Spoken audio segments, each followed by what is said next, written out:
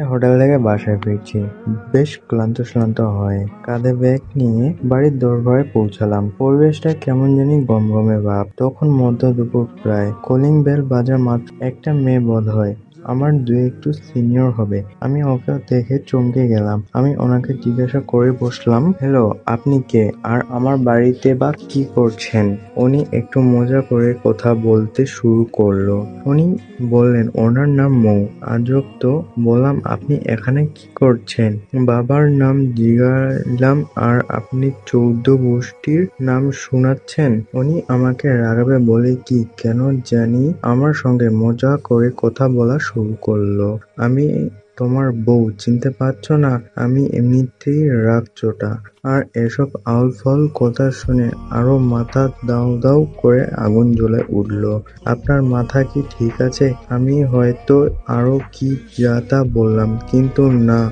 অমনি আম্মু গেটের সামনে এসে দাঁড়ালেন। কি হয়েছে রাত? এটা তোর ভাবি। মনে মনে ওরে শালা, এই জন্য বউ বলছে? আয়, ক্লান্ত হয়ে গেছিস?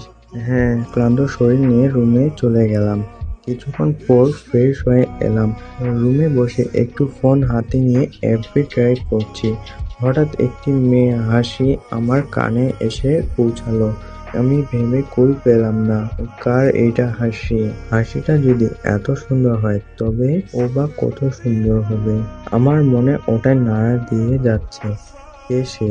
ছাদে উঠে পড়লাম। ছাদের উপরে এক অপরূপী কন্যা। মনে হচ্ছে পরী। ও না, পরীর নানি মনে হচ্ছে। আমার মনের ভাবনা উঠিত হলো। আমাকে জানতে হবে মেয়েটা কে, তবে কিভাবে কথা বলা শুরু করব। অবশেষে মেয়েটার পাশে গিয়ে দাঁড়ালাম। আমি বললাম, excuse me, may I come with you? অমনি মেয়েটা বলল, আমি মাহিয়া। তো এই বাড়িতে কি করছেন?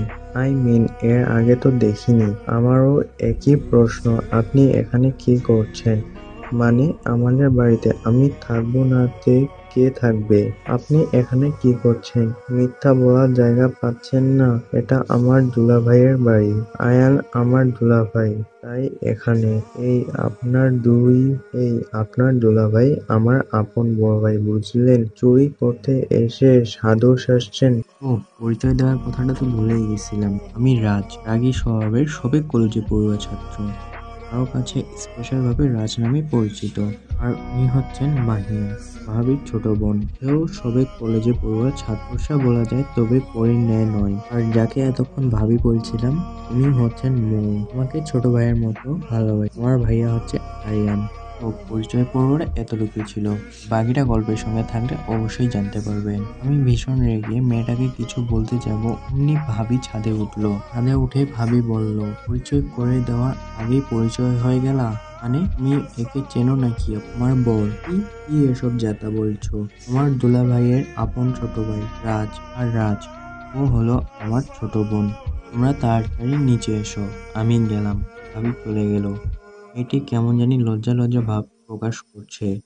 সরি, আসলে আমি জানতাম না। It's okay. ও, আপনার নামটা কি জানতে পারি? কেন নয়, আমার নাম মাহিয়া। আর আপনার নাম কি? রাজ বললেই হবে। মানে আরো নাম আছে নাকি?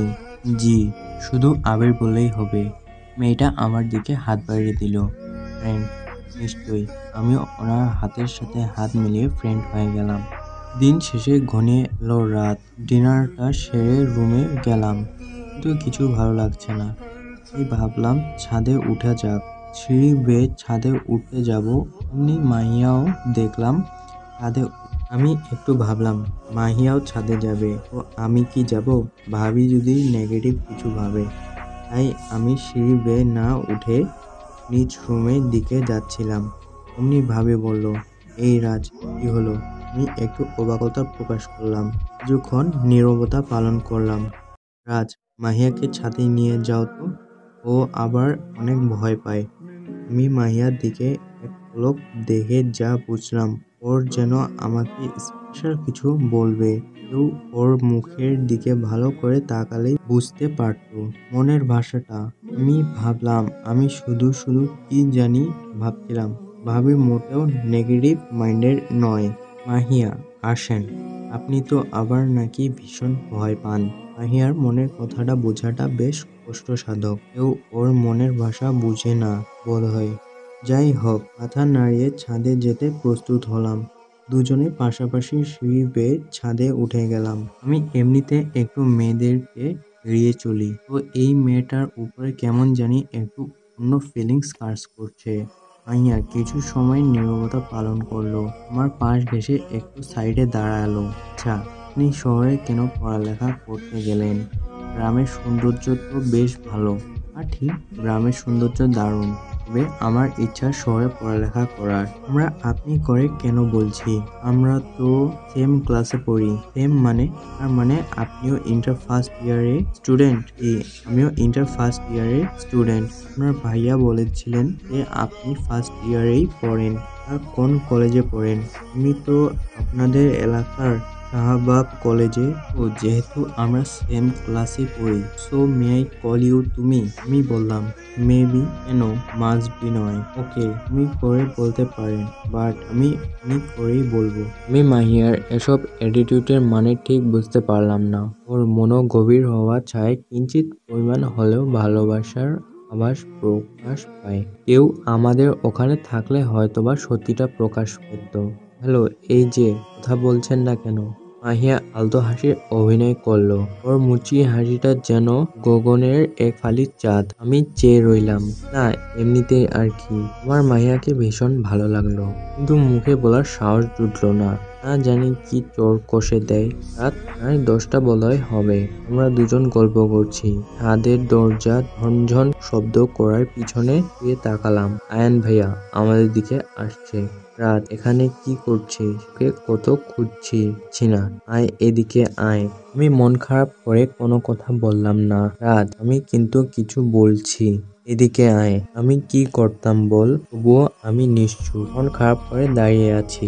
দুলাভাই তোমাকে ডাকছে, কথা বলছো না কেন?